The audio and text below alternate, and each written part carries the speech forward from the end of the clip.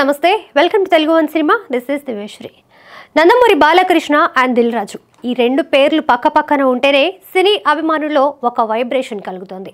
మరి ఈ ఇద్దరి కాంబోలో మూవీ వస్తే తెలుగు ప్రేక్షకులంతా అదృష్టవంతులు ఇంకొకళ్ళు ఉండరు. అందుకు ముహూర్తం ఖరారు కాబోతుందనే వార్తలు ఇప్పుడు ఫిలిం సర్కిల్లో శరవేగంగా చక్కర్లు కొడుతున్నాయి.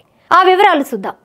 2003లో నితిన్ హీరోగా వచ్చిన దిల్ నుంచి దాదాపుగా అందరు స్టార్ హీరోస్తోనూ దిల్ రాజు సినిమాలు చేశారు. కానీ బాలయ్యతో మాత్రం సెట్ కాలేదు.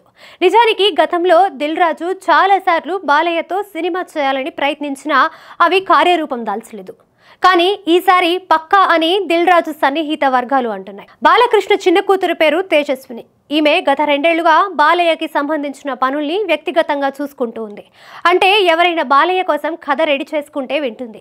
ఈ నేపథ్యంలో దిల్ రాజు ఒక యువ దర్శకుడిని తేజస్విని వద్దకు తీసుకువెళ్లాడని, ఆ డైరెక్టర్ తేజస్వికి పూర్తి నరేషన్ ఇచ్చాడని, ఆమెకి నచ్చిందనే వార్తలు వస్తున్నాయి. మరికొన్ని రోజుల్లో బాలయ్య కూడా స్క్రిప్ట్ వింటారని కూడా చెప్తున్నారు.